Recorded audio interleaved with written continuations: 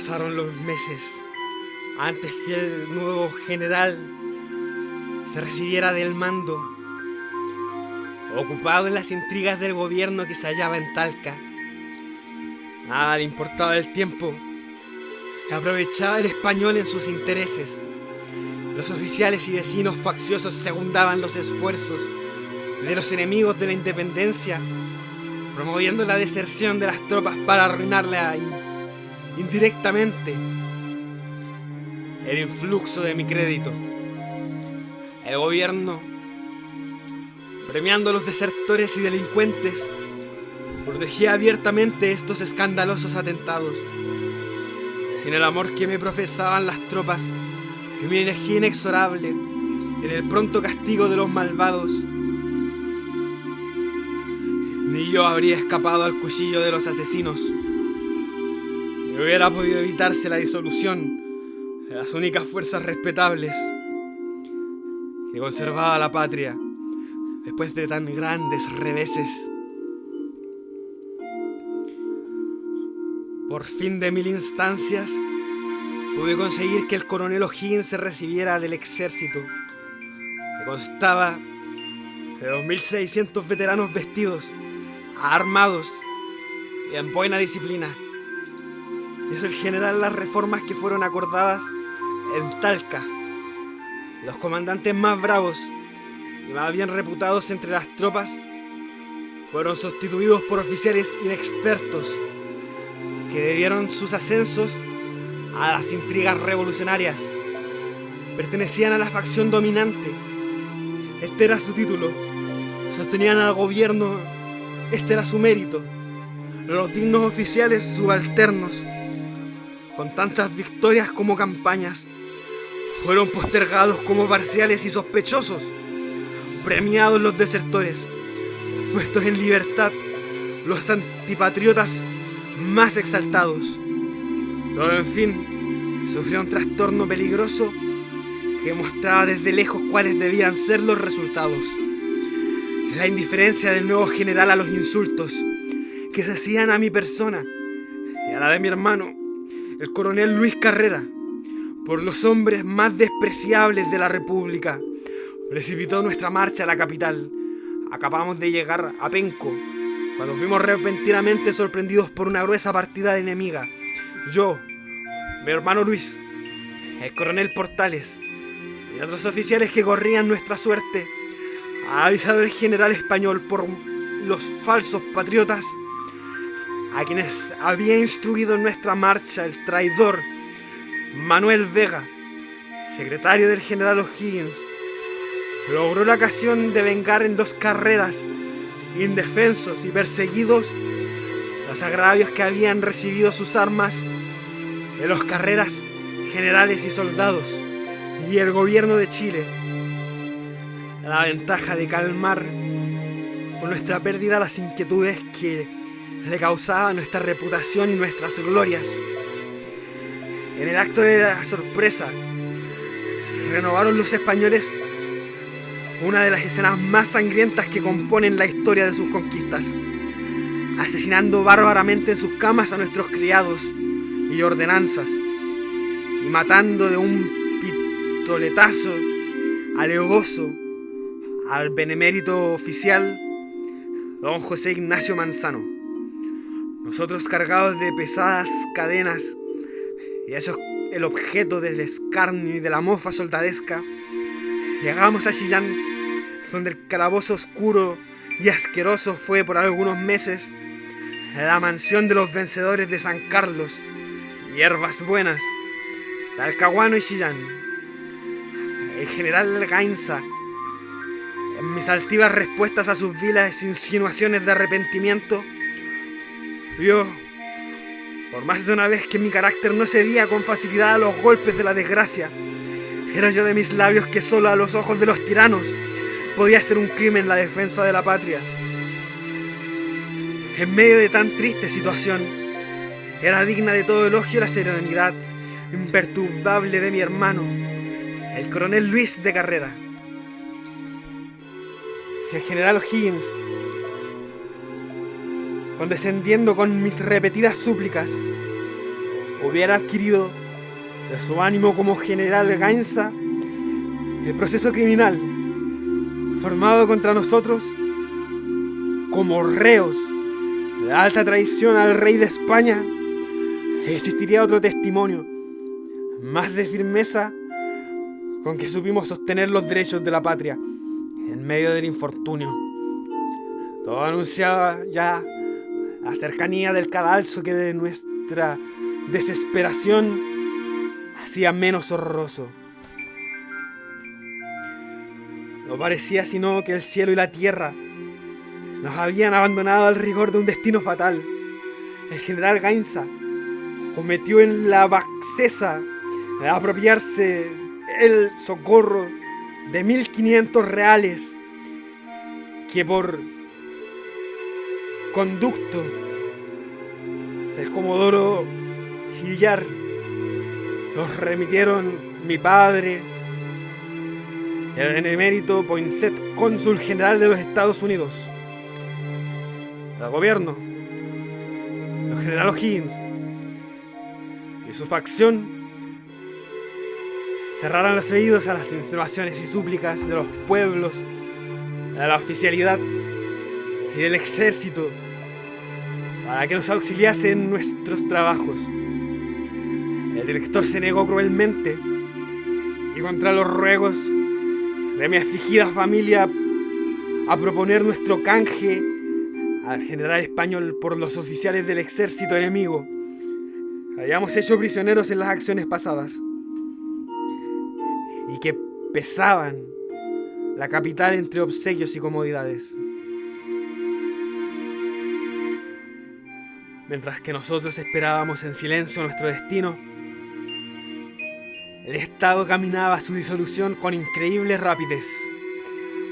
A la pasada sucede una época tenebrosa, donde un gobierno fatuo toma por reglas las máximas oscuras de un caduco despotismo, donde jefes cobardes sacan de la infamia a los que habían manchado los fastos de la guerra, donde las pérdidas se eslabonan sin interrupción, en fin, donde la patria vuelve al yugo que sacudió con gloria. 300 veteranos, escogidos al mando de un coronel, son batidos por 150 guasos a las órdenes del español Castilla. Talca, toda la frontera con cuantiosos depósitos de municiones, caen en poder del enemigo. El gobierno que huye a la capital para buscarse un asilo en la facción dominante es depuesto violentamente por los mismos que lo habían elevado para un instrumento de sus intrigas y de mi persecución. Se hace servir el nombre del pueblo para confiar a don Francisco Lastra la dirección suprema. Las circunstancias que toda la fuerza de un genio extraordinario apenas habría bastado para salvar la patria de su ruina. Siempre fue el pueblo el juguete de los poderosos. Su nombre se toma y se profana. Lastra, contento con la nueva investidura, no fue más que un ciego ejecutor de los caprichos del partido que le ciñó la banda. Accedió entonces a ascender al general O'Higgins a medida que descendía en el estado. Sus grados y honores seguían el número de sus derrotas, sin que por esto mejorase el aspecto de los negocios públicos. Organizada a costa de 1.000 afanes una división de 1.600 hombres para auxiliar al ejército bajo las órdenes del teniente coronel Blanco.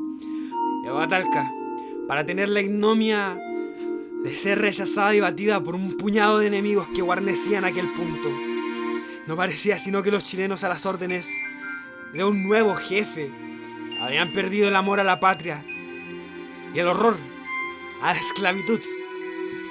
Entre tanto, el general O'Higgins dejando en Concepción un destacamento de tropas que le eran sospechosas de afección a los Carreras, salió con 1200 veteranos a proteger la división del general Maquena. Atacados los nuestros en las alturas de Membrillar, fueron los enemigos rechazados, pero no perseguidos. De este modo tuvo tiempo el general Gainza para replegarse sobre Chillán y rehacerse de sus pasos quebrantados. Reunidas las divisiones de O'Higgins y Maquena, se retiran a Talca, pasan el Maule y campan en Quechereguas.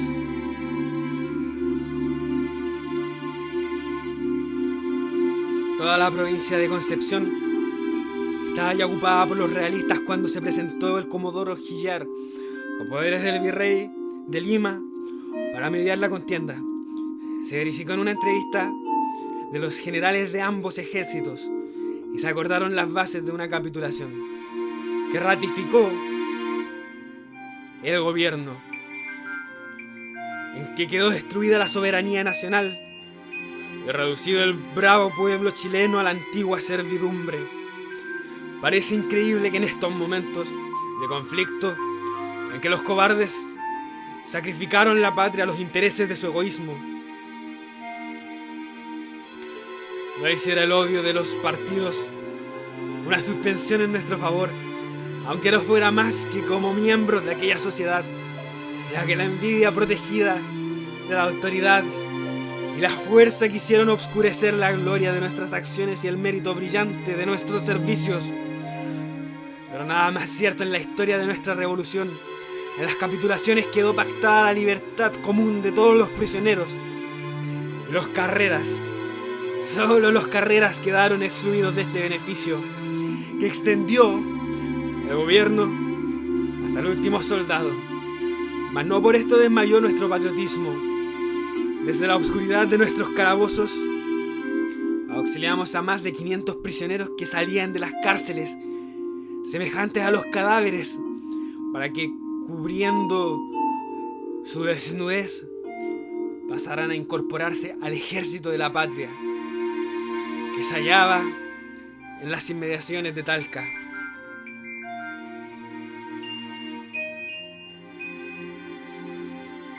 Ya preparaba el general español la escolta que debía conducirnos a Talcahuano, para pasar de allí a las mazmorras de Lima. Pero nuestra fuga, auxiliada por la mano generosa de algunos patriotas y realistas, cuya sensibilidad había conmovido nuestra situación y abandono, dejó frustrados tan crueles designios. Libres de la persecución de las partidas enemigas, llegamos a Talca, en donde las comunicaciones reservadas entre los generales de ambos ejércitos y el director Lastra me hicieron concebir la idea de que habíamos escapado de prisiones, pero no de riesgos y enemigos aún más temibles que los mismos españoles. Partimos sin demora a la casa de nuestros padres, buscando un asilo contra el fanático furor del partido dominante. Y para no faltar ni aún a las apariencias del deber, avisé mi llegada al gobierno, protestando a presentarse luego que cubrirse a la desnudez, a que nos redujo la avaricia sórdida del general español, que vendió en almoneda nuestros equipajes después de haberlos saqueado con avidez de un despreciable guerrillero. Yo estaba bien distante de la nueva tempestad que me guardaba el destino. El director Lastra, dócil a los impulsos de la familia rival, dio por toda respuesta el envío de 50 dragones que debían conducir a los Carreras, vivos o muertos, ante su presencia. Nos faltó un hombre generoso que nos previniera del peligro. Errantes entre los bosques, huyendo a la luz, semejantes a los malvados que persigue la justicia. Seguíamos a Mendoza por las cordilleras del sur, buscando un asilo al otro lado de los Andes. Pero las nieves impidieron el paso. Fue necesario volver sobre la capital, por caminos ocultos, a ver si la fortuna, la razón o el tiempo calmaban la violencia de nuestros perseguidores. En el interín del famoso general O'Higgins, devorado por la envidia y de la venganza, publicaba sus bandos en todos los pueblos de la provincia de Santiago hasta Rancagua, poniendo en venta las cabezas de los Carreras y combinando con el rigor de las leyes a los que tuviesen virtud, para no violar la hospitalidad con 2 hombres cuyos servicios no podían obscurecer la persecución ni el infortunio. Como siempre, no es posible perseguir el mérito sin mengua de la reputación, agregó aquel miserable, la calumnia a la injusticia, suponiendo a nosotros autores de una horrible y sangrienta conspiración que había delatado nuestro propio padre, el venerable anciano Ignacio de Carrera. ¡Insensato! Pero ya se ve, era necesario pintarnos como aborrecidos de la misma naturaleza para poder arrancar de los pueblos aquel concepto que nos habían adquirido nuestras glorias militares, nuestro patriotismo en las ocasiones más difíciles y la misma ineptitud de nuestros rivales.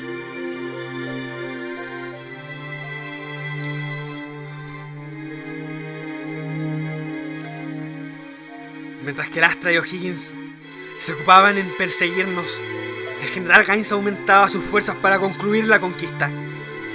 Luego que pudiera verificarlo con seguridad, en tanto los tiranos son fieles a sus pactos en cuanto no pueden romperlos con provecho.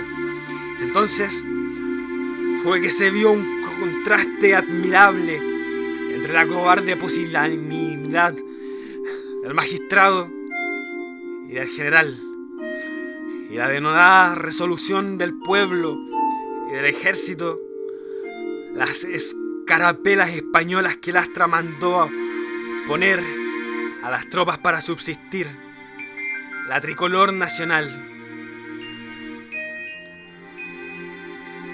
Se pusieron en colas de los caballeros con menosprecio del director a las órdenes de O'Higgins para pasar revista con las banderas reales. Fueron desobedecidas con menoscabo de la autoridad del general. El comandante de la división auxiliar y todos sus oficiales se presentaron en la plaza de la capital con bonetes tricolores. El pabellón español apareció en la horca por 2 veces, mientras que el gobierno perdía el tiempo en inútiles proclamas y edictos vergonzosos. Triunfaba el imperio de la opinión por todas partes contra la autoridad vacilante de un gobierno que dormía en el letargo de una confianza funesta. ¡Qué desgracia! Existía el mando político y militar en 2 hombres los menos aptos para desempeñarlos, ni aun en los tiempos más serenos. Todos los individuos de mi familia presos o desterrados, llamado yo por edictos pregones, el guerrero y valiente marino Comodoro Porter, abandonado con su buque a los ataques de superiores fuerzas inglesas, bajo el fuego de nuestras baterías, el incomparable coronel Poinsett, el distinguido amigo de la causa de la libertad americana, perseguido escandalosamente contra la inmunidad de su carácter público. El general español, haciendo preparativos para una nueva campaña, después de pasado el término en que debían cumplirse las capitulaciones, el gobierno en descrédito, la provincia de Coquimbo en aptitud de romper la unidad con la capital, para no ser envuelta en los desórdenes de una autoridad despreciable. El territorio amenazado de una sorpresa. Los pueblos en desaliento, sin dirección.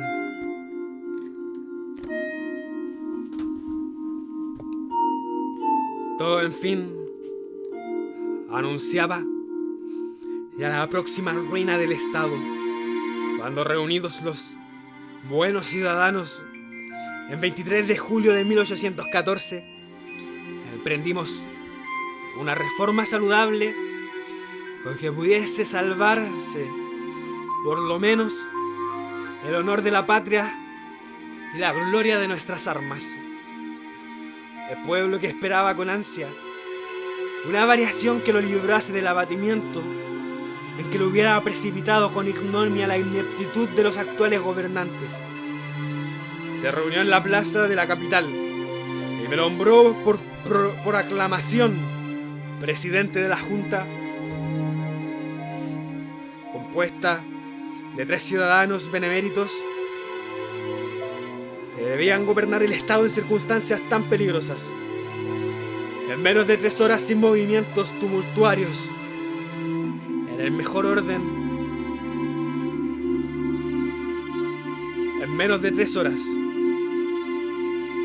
sin movimientos tumultuarios y en mejor orden, quedó establecida la reforma, el pueblo en reposo, el gobierno en posesión de la autoridad y los antiguos jefes en el retiro de sus familias, a excepción de algunos pocos que fue necesario confinar en Mendoza por un corto periodo para evitar los efectos de su carácter inquieto sobre la tranquilidad pública. Un velo cubrió desde entonces la memoria de mi persecución y mis rivales, que pusieron en venta mi cabeza, recibieron una lección de virtud y generosidad.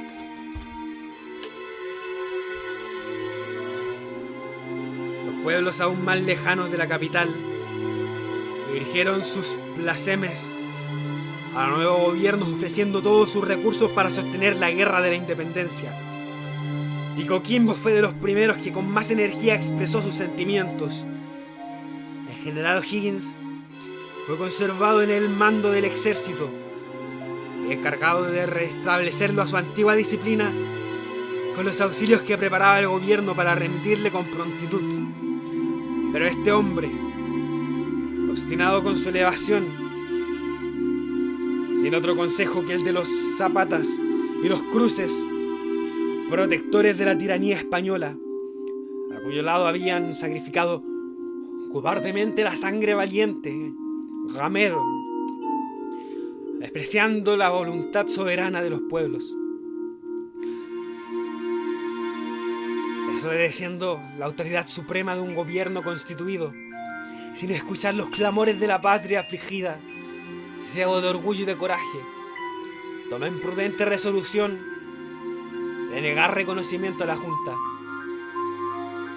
Sorprende los pliegos dirigidos al general español en que se le intimaba el cumplimiento de las capitulaciones o la guerra. Subleva el éxito, levanta el campo, abandona la ventajosa posición del Maule y viene sobre la capital, después de haber aceptado la oferta de auxilio de 500 realistas que a las órdenes del traidor Lantaño debían incorporarse en caso necesario para destruir el gobierno, envolver los pueblos los desastres de la guerra civil, facilitar su conquista al enemigo, que astuto encendía la tea de la discordia que debía asegurarle la posesión tranquila de la república. Iba el enemigo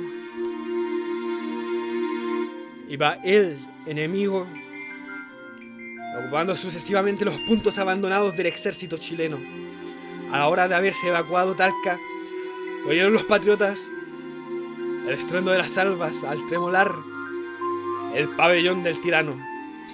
Las tropas de O'Higgins formaban sin advertirlo la vanguardia de los realistas, y los hijos de Chile, seducidos por la ambición de un solo hombre, abrían el paso a la esclavitud de la patria.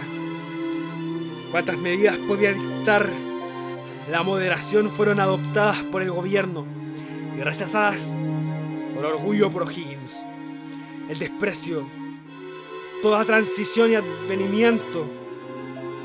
Sin embargo, de la altivez con que el general español, aprovechando tan feliz oportunidad, intimaba la rendición a la capital, atropellando la fe de las conversiones autorizadas por un jefe extranjero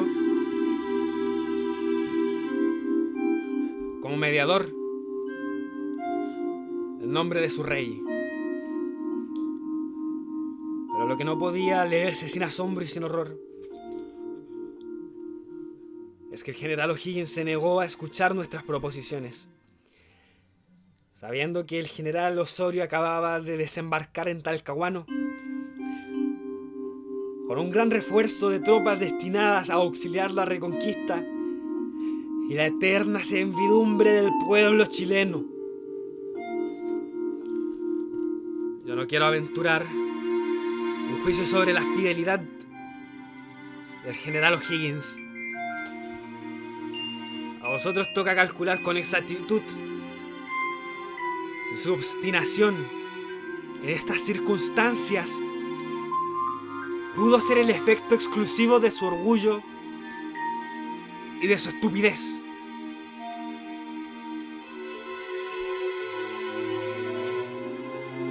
Al fin,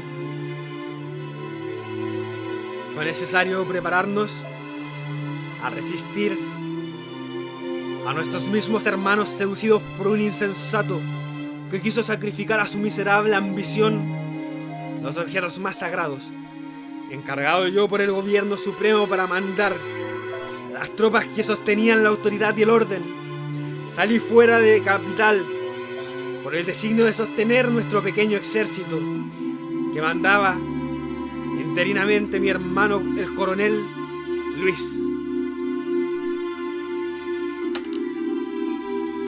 y que acababa de ser acometido por O'Higgins a 2 leguas de la ciudad con todo furor y encarnizamiento que pudiera excitar al enemigo más peligroso del Estado. Se dio la vida en la batalla y la fortuna se puso de parte del orden y la justicia. O'Higgins se vio en un instante destruidos los proyectos de su vanidad, igualmente ridícula que detestable. Vencido, perdida la artillería, municiones, fusiles y equipajes, casi toda su gente prisionera o en dispersión, nada habría sido más fácil que castigar sus atentados usando la retaliación que autorizaba la orden de no dar cuartel a ninguno de mis oficiales. Pero yo no pude olvidar mis principios de abandonar a la venganza y al resentimiento la sangre preciosa de los hijos queridos de la patria. Los chilenos nunca podían ser mis enemigos. Mis oficiales, al cumplir mis órdenes, satisfacían sus generosos sentimientos. Ellos tuvieron bastante virtud para seguir el ejemplo de la bizarra acción de su coronel, al ver la amistad que reyuntaba entre los vencedores y los vencidos al día siguiente de la acción. Cualquiera habría creído que la batalla no había sido más que un simulacro de ejercicio para la instrucción de las tropas que acababan de batirse. Los soldados conocieron la pérfida de su jefe, y fue esta una de las ventajas que reportó el Estado este desgraciado triunfo. O'Higgins me escribió sin demora por el coronel Portales, implorando un perdón que concedí con la misma franqueza que lo había hecho otras veces con todos mis perseguidores. Cuando la fortuna los puso al arbitrio de mi poder, desde entonces gozaron de plena libertad los oficiales prisioneros que recibieron sus equipajes, reservando yo los papeles sorprendidos a O'Higgins en su cartera, para que algún día ante el tribunal augusto que nombre la nación libre e independiente sirvan de testimonio a mi inocencia y de proceso a los traidores.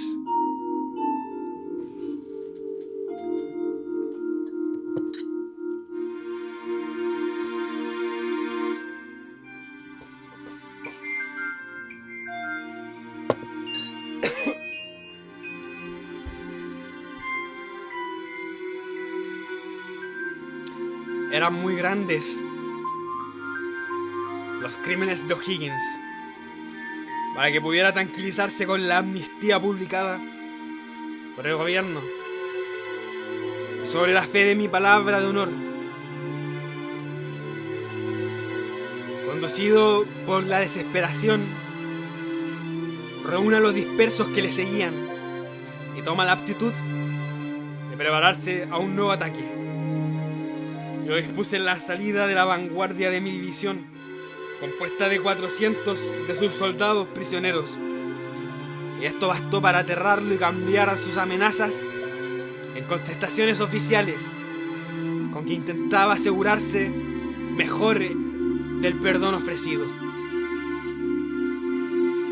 Este era el estado de las cosas cuando llegó un parlamento del general Osorio con la intimación a O'Higgins de suspender sus marchas y al gobierno de deponer las armas y prestar obediencia sin esperar nuevas insinuaciones. Tan despreciables nos habían hecho para el enemigo esa guerra civil, cuyos resultados llorará la patria sobre las cenizas de los malvados que la promovieron. Queriendo el español dar algún colorido a su escandalosa perfidia, intentaba cubrir la rotura de las hostilidades con el frívolo pretexto de la variación del gobierno, como si los pueblos y las naciones pudieran ignorar que cuando salió de Lima el general Osorio con los 600 veteranos para renovar la guerra no existía ni se había imaginado esa revolución del 23 de julio que se tomó con motivo. Por toda respuesta se exola las armas, la decisión de la contienda. En tan amarga situación, sacrificando los respetos de la autoridad y del amor de mismo a los altos intereses de la patria, me proporcionó una entrevista con O'Higgins, de cuyas resultas quedó terminada la guerra civil y concertada la reunión de todos nuestros oficiales contra el pérfido español que avanzaba ya sobre la capital con nuevas cadenas para otros 3 siglos. ¡Ah! ¡Qué diferente sería hoy la suerte del Estado si el general O'Higgins, dócil a la voz de la razón, del honor y del deber, hubiera abrazado en Talca este partido que aconsejaban la prudencia, la necesidad y el imperio irresistible de las circunstancias. Sin embargo,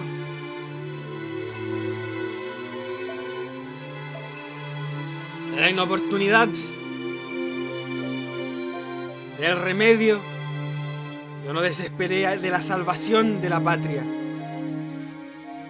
Vosotros fuisteis testigos de mis desvelos afanes en aquella época de conflicto y amargura.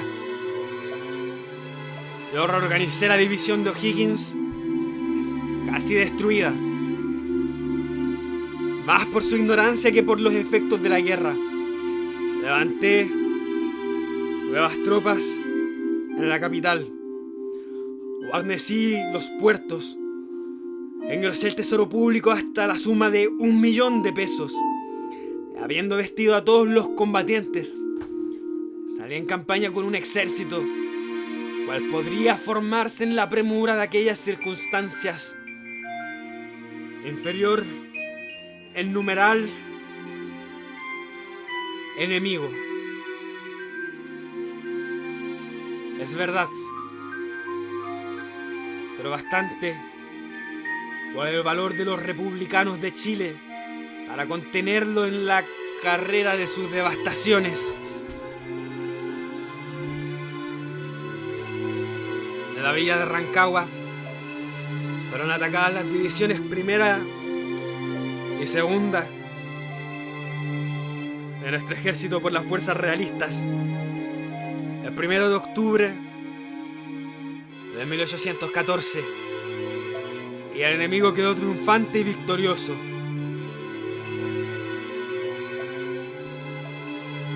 Las mismas causas producen los mismos efectos. Aquella insubordinación, aportada por el espíritu de las facciones que causó la pérdida del coronel Cruz en San Carlos, y que fue el origen de los trastornos políticos y de todas nuestras desgracias militares, dio la victoria al enemigo. Después de la derrota,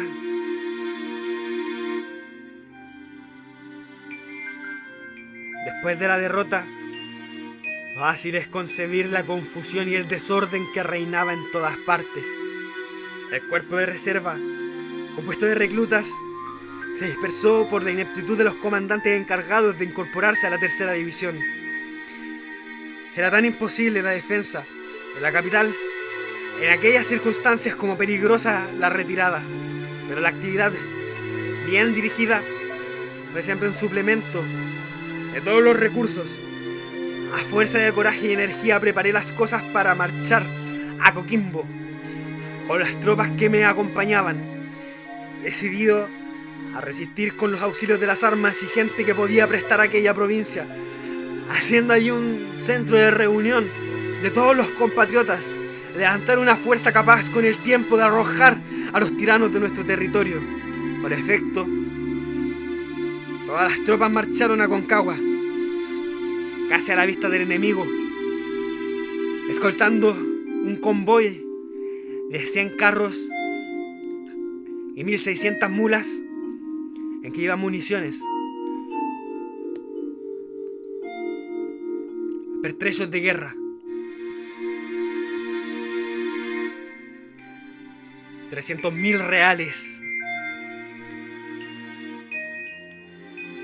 destinados a la compra de auxilios necesarios para emprender la guerra con éxito sobre nuestros opresores.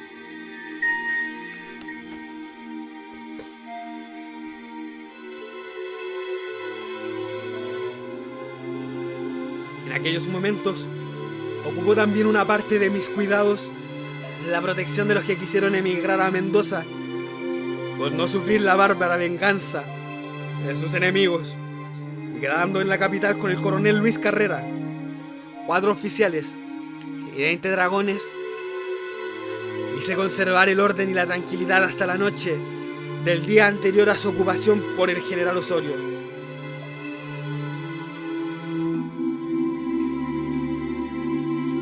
En Aconcagua, a donde llegó felizmente el convoy,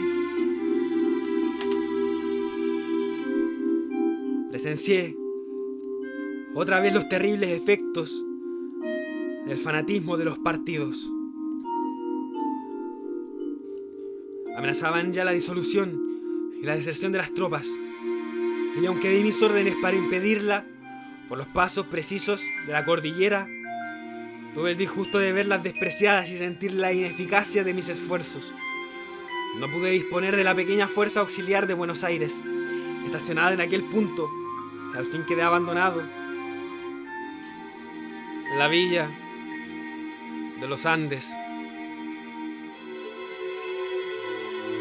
con todo lo que había salvado mi actividad. Desmontada la tropa que me acompañó, en circunstancias de estar cerrada para la cordillera y los caudales a muchas leguas de distancia en dirección para Coquimbo. El enemigo se hallaba ya a 6 leguas de mi campo. Habría hecho en las infelices familias emigradas una horrible carnicería si no se hubiera salvado una estratagema que me dictó el apuro de los momentos. Yo salí inmediatamente con 80 hombres hacia Coquimbo para examinar los motivos de la demora de la división de Valparaíso, tomarla a mis órdenes, proteger los caudales y marchar a defender el Estado en aquella provincia con los dispersos que debían reunirse en aquel punto por la parte oriental de la cordillera. Apenas llegamos a Santa Rosa, sucedió la deserción de la mitad de mi escolta, sabiendo allí que la división de Valparaíso se había rebelado, y caminaba a tomar los caudales para presentarlas al general español, y retrocedí inmediatamente a unirme al coronel Carrera.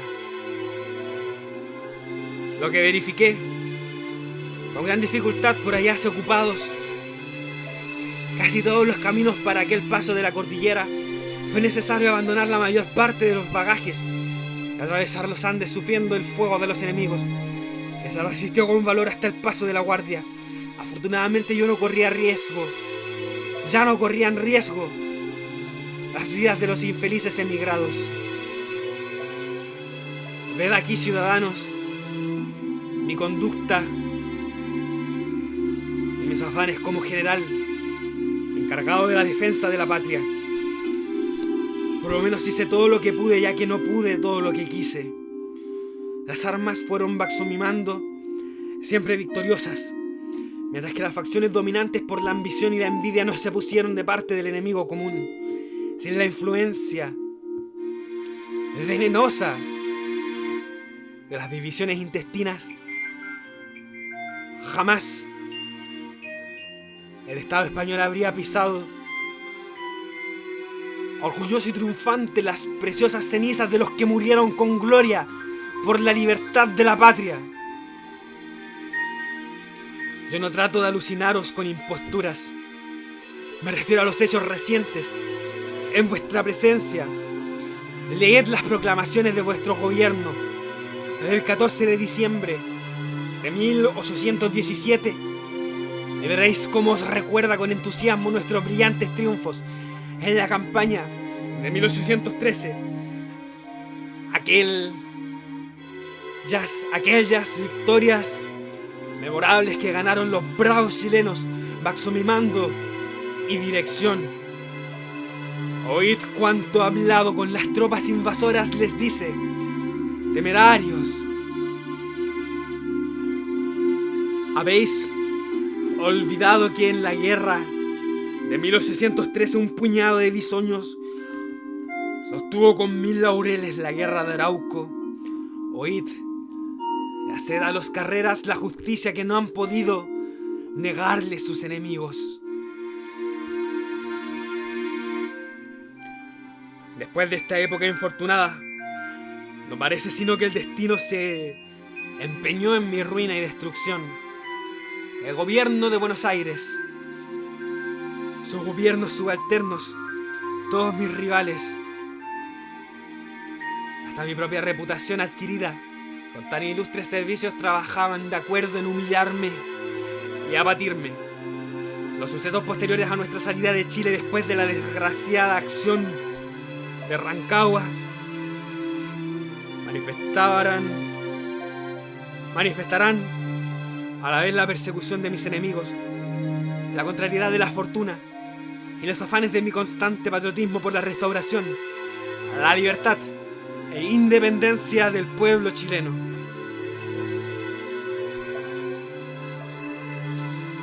Apenas habíamos llegado al territorio de las Provincias Unidas del Río de la Plata cuando vimos que las esperanzas de protección en un nuevo amigo y aliado por los vínculos más fuertes del interés y la naturaleza no eran más que un fantasma del deseo.